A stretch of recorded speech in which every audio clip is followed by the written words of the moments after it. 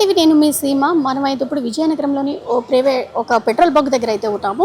ఇక్కడ అంటే ఈ మధ్యకాలం చూసుకుంటే పెట్రోల్ డీజిల్ రేట్లు పెరుగుతున్నాయి, గ్యాస్ కూడా అధిక భారంగా ఉంది, ఎవరికి దొరకని పరిస్థితి అయితే కనిపిస్తుంది. ఇటువంటి సమస్యలతో ప్రజలైతే చాలా అల్లాడుతున్నారని అయితే మనకి తెలుస్తూనే ఉంది, రోజు కూడా మనం చూస్తూనే ఉన్నాము. అయితే ఈ డీజిల్ పెట్రోల్ అంటే డీజిల్ పై ₹3, అలాగే పెట్రోల్ పై ₹3.19 పెంచడంపై ఇక్కడ కొంచెం మంది అంటే ఇలా రేట్లు పెంచుకుంటూ పోతుంటే మేము ఎలా బ్రతకాలని కొంతమంది అయితే వాళ్ళ బాధను కూడా వ్యక్తం చేస్తున్నారు. ఒకసారి ఇక్కడ వాహనదారులు ఉన్నారు, వాళ్ళతో మనం మాట్లాడదాం రండి. నా పేరు కృష్ణ అండి.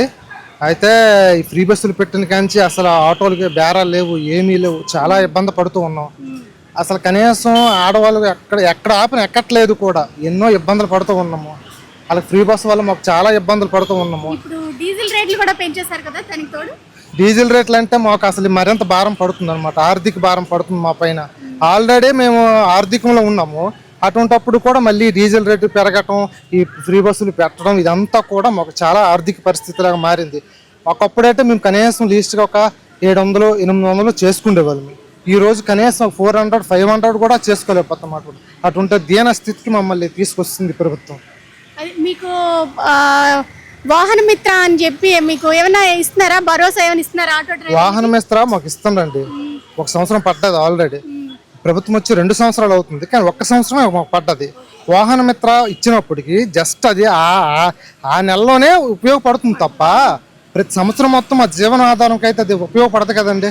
ఒక ఇన్సూరెన్స్కో లేకపోతే కనీసం ఏదైనా అవసరానికి, లేదంటే మనకి ఏదైనా అప్పు ఉంటే పక్కన తీర్చేస్తాం తప్ప దాన్ని మొత్తం జీవనాధారంగా అయితే మనం పరిధిలోకి తీసుకోలేము. అందువల్ల దానివల్ల అయితే ఉపయోగం ఉంది, కానీ ప్రతి 2 సంవత్సరాలు అయితే 1 సంవత్సరం వేస్తారు. ఈ సంవత్సరం గ్యారంటీలే చెప్పలేము కూడా. ప్రభుత్వం చూస్తే పరిస్థితి బాగోలేదు. అందువల్ల ఆటో కార్మికులు గొప్ప ఇబ్బంది పడుతూ ఉన్నారు, చాలా ఇబ్బంది పడిపోతూ ఉన్నారు. చాలా ఇంత మామూలుగా కాదు. కనీసం ఇంటికాడ ఫ్యామిలీ చూస్తే ఒక 500-600 పట్టుకేస్తారేమని వాళ్ళు చూస్తారు. మేము చూస్తే కనీసం ఇక్కడికి వచ్చి స్టాండ్లో చూస్తే పెట్టుకొని కనీసం బండి కదలే పరిస్థితి లేదు. అలాగనే ఆటోలో లైన్ చేసి రన్నింగ్ తిప్పుదామంటే ఆడవాళ్ళు ఎక్కట్లేదు. ఎక్కడ ఎక్కుతుండ్రు, స్టాపుల దగ్గర మెయిన్ బ్రాంచ్లు ఎక్కడ ఉన్నాయి, విజయనగరం డైరెక్ట్గా ఇక్కడ నుంచి విజయనగరం వెళ్ళిపోతుండ్రు, అక్కడ ఎక్కుతుండ్రు, డైరెక్ట్ ఎక్కడ దిగాలి అక్కడ దిగుతుండ్రు. మరి మాకు ఆటో వాళ్ళు ఎలాగ రన్ అవుతారు? చాలా ఇబ్బంది పడిపోతున్నాం. ఆటో వాళ్ళం అయితే చాలా మామూలు కాదు, కనీసం 500 కూడా చేయలేని సిచ్యువేషన్స్ పరిస్థితి వచ్చిందనమాట. మాకు రేట్లు కూడా తగ్గించుకుంటే చాలా మంచిది, ఎందుకంటే ఆర్థిక భారం మా మీద పడుతుంది, ప్లస్ ప్రభుత్వం మీద కూడా పడుతుంది. ఆ విషయం మాకు తెలుసు, కానీ వీలైనంత వరకు ప్రభుత్వం ఆ చర్యలు తీసుకోవాలి తప్ప వీళ్ళకి డీజిల్ రేట్లు పెంచడం వల్ల ప్రతి ఒక్క సామాన్యుని మీద ఆ బరువు అనేది, ఆ బాధ్యత అనేది పడుతుంది. అందువల్ల ప్రభుత్వమే తగిన చర్యలు తీసుకొని మా యొక్క మనువుని విన్నపిస్తూ ఉన్నాము. ప్రతి ఒక్క రేటు కూడా తగ్గించాలి. పెట్రోల్ అండ్ డీజిల్ కూడా, గ్యాస్ కూడా అందుబాటులో లేదు ఎవరికి కూడా. కనీసం బుక్ చేస్తే కూడా రావట్లేదు, ఓటీపీ రావట్లేదు, ఎన్నిసార్లు బుక్ చేసినా రావట్లేదు. ఆ సమస్యలన్నీ కూడా ప్రభుత్వం కూడా మా సమస్యలన్నీ తీర్చాలని నేను మరీ కోరుకుంటున్నాను. అంటే ఈ మధ్య అంటే పెట్రోల్ డీజిల్ రేట్లు పెరిగిపోతున్నాయి కదా, అంటే చూస్తుంటే ఒక పక్క సామాన్య ప్రజలకి గ్యాస్ భారం అధికంగా ఉన్నా ఇలా పెట్రోల్ డీజిల్ పెంచుకుంటూ పోతున్నారు, దీనిపై మీరు ఏమంటారు? పెంచుకుంటూ పోతున్నారు, మరి సాధ్యమైనంతవరకు తగ్గించాలని. సామాన్యులు బతకడం కూడా కష్టం కదా.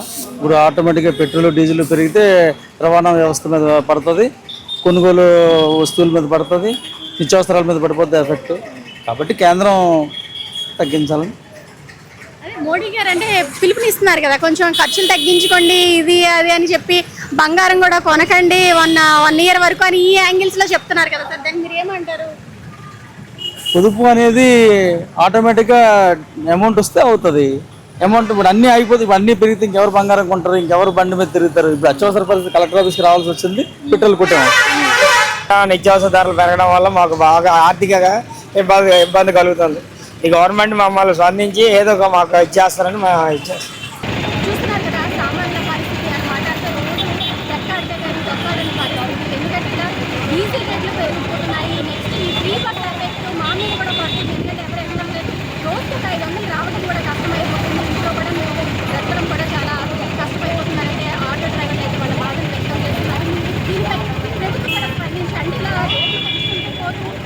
బ్రతికేది ఎలాగా అని ఒక సామాన్యుడు వేస్తున్న ప్రశ్న అన్నమాట.